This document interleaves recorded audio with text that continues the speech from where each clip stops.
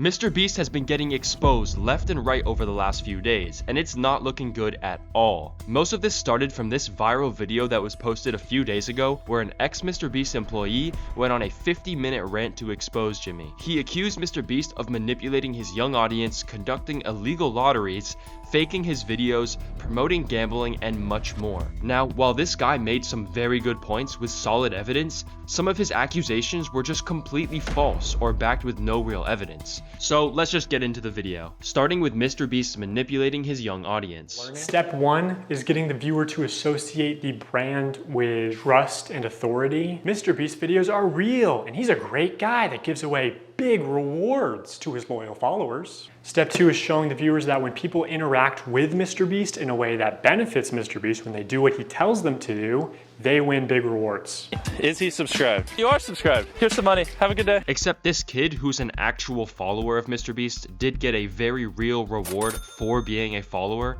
so how could this be seen as deceptive at all? And step three is finally calling on the viewer to act in some way that benefits the brand, promising big rewards in return.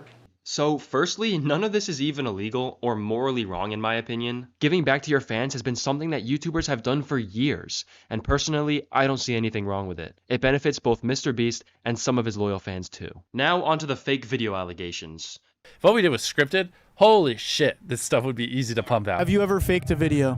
No. But this train track is CGI, these bus wheels are CGI, this explosion is fake, this shredder is CGI, this car is digitally lifted, this pit is fake. Using CGI is not faking a video. It's simply making the end product look cooler. So according to this guy's logic, any form of editing makes a video fake. I mean, this effect on screen is not real. It's fake. So does that make this video fake? I don't know. You tell me. To be honest, it's weird that he even mentioned this in his video. This raccoon is a paid actor. This island costs more than $1. This city is not abandoned. These buildings are CGI. Saying the island costs $1 is done for simplicity. It'd be weird if the title of the video was $2.99 Island versus $1,764,371 Island. And most YouTubers do this. So again, I don't see anything wrong with this. Yeah, it's not your only way out. You can literally get an Uber to the airport for $20. Finally, the first good point he's made. Claiming this is an abandoned city and they have no way out is just not true. As an actor and a secret employee at MrBeast, they had him got through this fake door twice. This line is scripted, this action is scripted. In fact, pretty much all the videos with Mac are scripted. Okay, I really don't understand how most of this could be scripted. Him doing the obstacle courses, him having spiders crawl all over him, and falling off the edge of this cliff thing. I mean, maybe I'm missing something, so if I am, feel free to let me know in the comments. But anyways, you just can't script that stuff. Even if they told Mac what was going to happen ahead of time, it doesn't change the fact that he actually did it. So this is just grasping at straws once again. Although when he calls Mac an actor, there is some degree of truth to this, and we'll get to that later.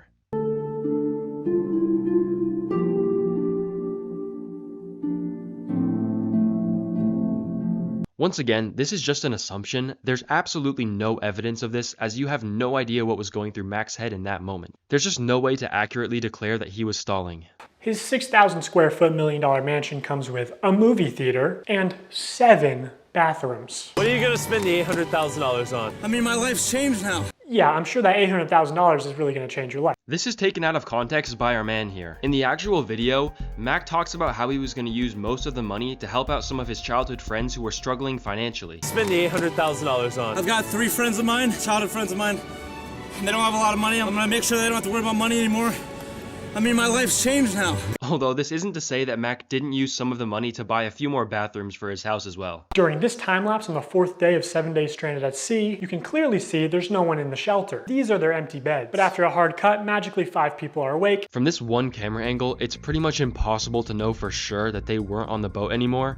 After all, they could have been anywhere outside of frame, like here, here, or here. This all depends on if you want to give Jimmy and his team the benefit of the doubt, which I understand most people won't, but I'm going to here because they clearly suffer through multiple nights of rain, so it really just doesn't make sense that they would skip out on one of the nights intentionally. And 2 of the boys have bright yellow raincoats that they didn't have when it rained on day 2. They could have just chosen not to use them for whatever reason on day 2. Maybe they wanted to enjoy being in the rain, I don't know. But again, this is all speculation and there's no actual proof here. That's the problem. This guy has no idea what was on the boat. He has no idea what equipment they had. Just because they didn't use it before doesn't mean they didn't have it. Multiple shots show how timers are edited in post. Timers are edited in post. Timers are edited in post. Okay, so here's another solid point from our guy here. This is clearly something that MrBeast does in many of his time-based challenge videos to make them seem close and keep you on the edge of your seat. However, Jimmy isn't the only one doing this sort of thing. Mainstream competition TV shows do this all the time too. But still, this is clearly deceptive and technically means that his videos aren't always 100% legit. They also manipulated contestants' audio in post. We got 15 minutes. So YouTube actually allows creators to manipulate audio as long as you mark that your video contains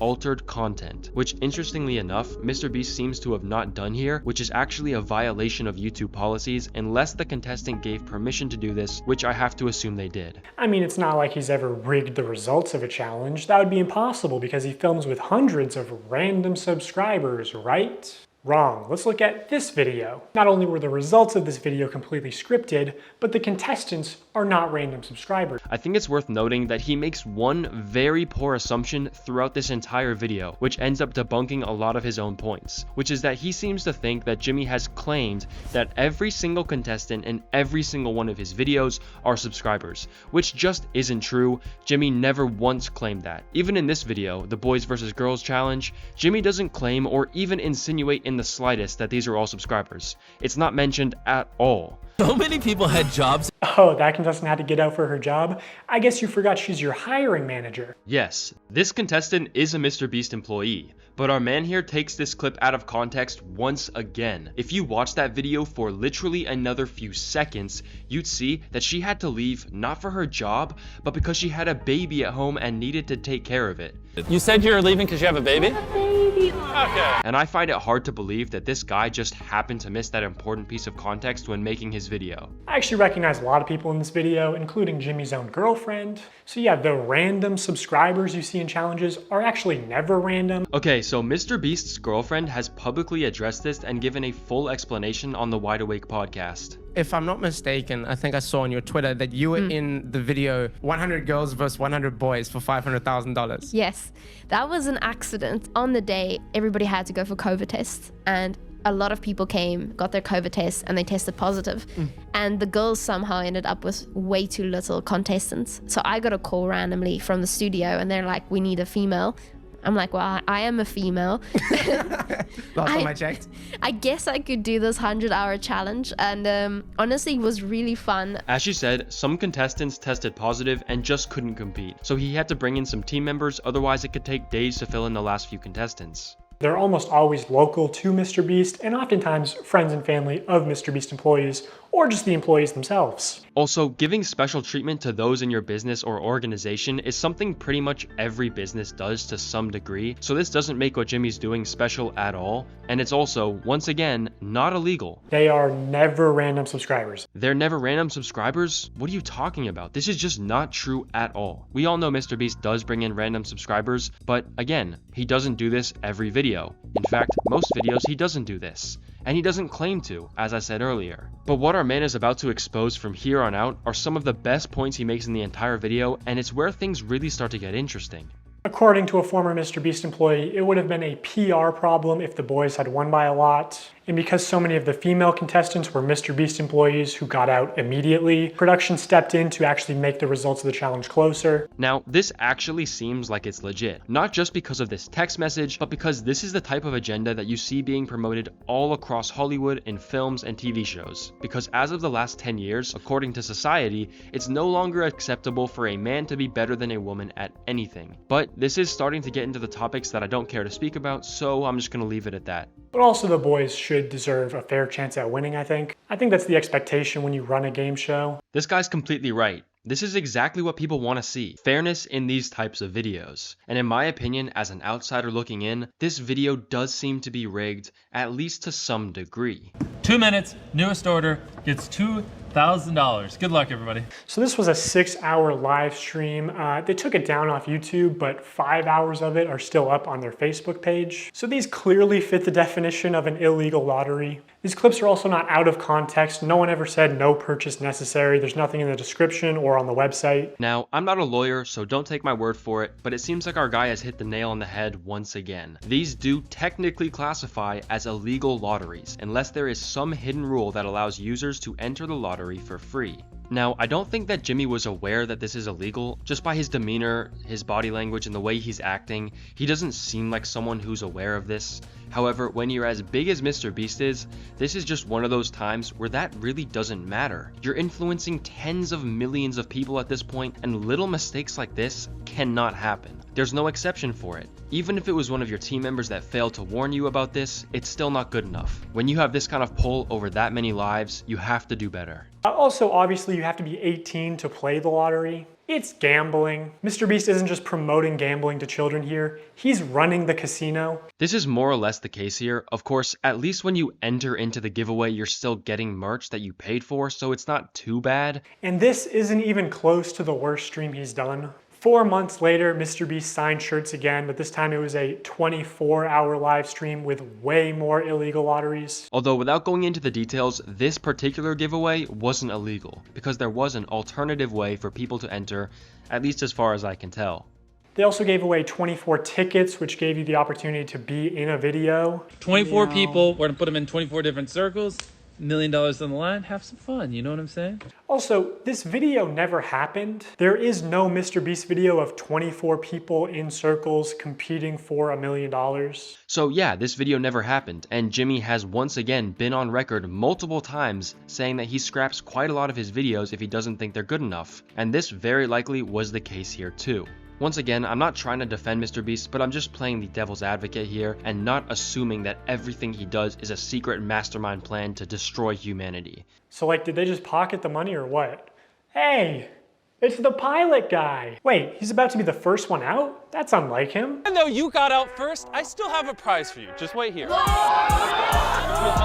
Oh, first person out gets a car, and it just happened to be your friend Mac. Yeah, that's pretty sus, I'm not gonna lie, Jimmy. Imagine you just lost a bunch of money at the casino, and the owner comes out and he says, guys, the reason I do all this, I just love giving away money. Also, you're 7 years old in that example. Alright, so I think our guy here is exaggerating quite a bit. I doubt most people who bought shirts were 7 years old, and either way, there's no way to find out that information. So this is all just speculation and hypotheticals once again. It's insane that he can flip these massively profitable illegal lotteries targeted towards children as an act of generosity. This kind of thing has always been the MrBeast model. Give away money, make a viral video out of it, that makes you more money, and then you repeat the cycle. However, doing it through these seemingly illegal lotteries is not a good look at all and definitely is not true to his brand. So here's a clip of Tyler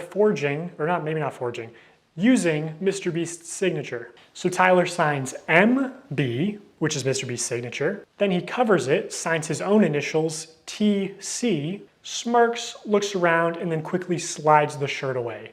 Yeah, it doesn't matter how you look at this, it's just scummy. Whether it's illegal or not, there's no reason to lie to these people. I'm sure the fans really wouldn't be too upset if they got a shirt signed by any one of the MrBeast crew, but lying about who really signed the merch is just wrong in my opinion. Now, this last topic our guy talks about was one of the more disappointing things that MrBeast has done, and personally, it has frustrated me for quite some time now. I wanted to just make a better for you snack brand because I think a lot of the stuff out there is just terrible for you. Because obviously so much obesity and disease comes from the stuff we eat. Like, MrBeast is bringing hundreds of thousands, if not millions, of new people to the candy aisle, whether he wants to admit it or not. People are just walking to the chocolate aisle and instead of buying Hershey's, buying Feastables. Like, people who never would have bought chocolate in Walmart are walking to the chocolate aisle specifically to buy Feastables. You're creating a new market. Exactly. Yeah. I'm bringing new customers to the aisle. This is honestly just sad. As this guy here said, I'm bringing non-obese people to the chocolate aisle. What a hero. Yeah, this one is just disappointing. MrBeast does understand that he naturally has a younger audience, and this just isn't what he should be promoting at all. I mean, come on.